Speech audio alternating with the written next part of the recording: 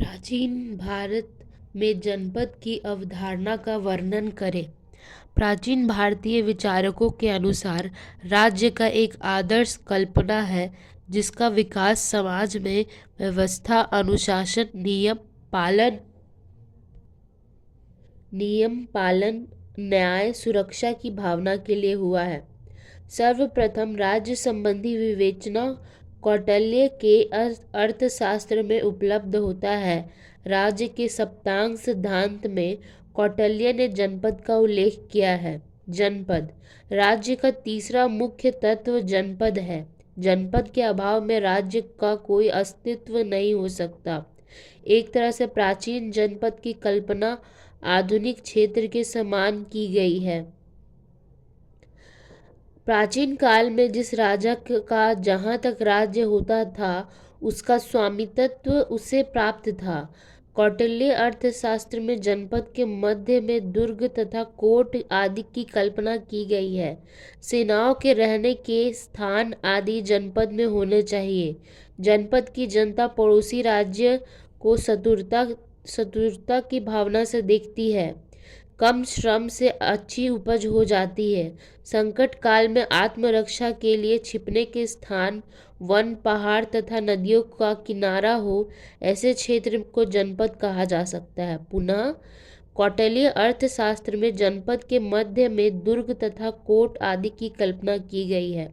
सेनाओं के रहने के स्थान आदि जनपद में होने चाहिए। जनपद की जनता पड़ोसी राज्य को शत्रुता की भाव से देखती है।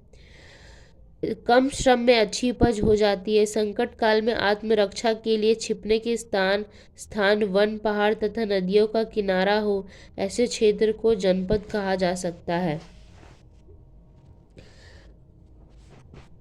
कौटिल्य ने जनपद हेतु निम्नलिखित गुण आवश्यक माना है।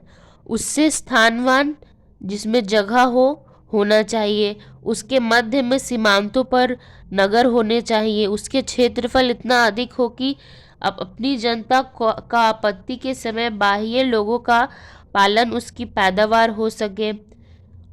जिसमें आत्मरक्षा के सब साधन हो, जो आत्मनिर्भर हो, जो शत्रुओं का पराभव कर सके।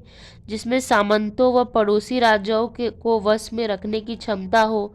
जिसमें दलदलों, पत्थरों वाली ऊसर, ऊंची नीची व कांटों से भरी जमीन ना हो। जिसमें सांपों व जंगली पशुओं की प्रचुरता ना हो, जो देखने में सुंदर हो। जिसमें कृषि योग्य भूमि, खानों और हाथियों व इमारती लकड़ी से पूर्ण जंगल की प्रचुरता हो। जिसमें चारागाह हो, जिसकी जलवायु बलदायक हो। जिसमें गुप्त मार्गों की सत्ता हो, जिसमें पशुओं की प्रचुरता हो, जो सिंचाई के लिए केवल वर्षा पर निर्भर ना करे। जिसमें स्थल और जल मार्गों की सत्ता हो, जहाँ विविध प्रकार के विक्रय पदार्थ उपलब्ध हो। जिसमें सेना और करों का बोझ उठाने की क्षमता हो। जिसके किसान कर्मशील हो। जिसके स्वामी व अवर वर्णों के लोग बुद्धिमान हो। जिसकी जनता राज्य के प्रति भक्ति रखने वाली व पवित्र आचरण करने वाली हो। एक अन्य स्थान पर कौटिल्य ने आचार्य विशाचाक्ष का यह मत उद्धृत किया है कि राजकीय कोष, सेना, कच्चा माल, विशिष्ट सवारी के पशु व अन्य सब वस्तुओं की उपलब्धि जनपद से ही होती है। अंततः उनका महत्व अमात्यों की तुलना में अधिक है। पर्वत, द्वीप, दुर्ग आदि भी जनपद के ही अंतर्गत आते हैं।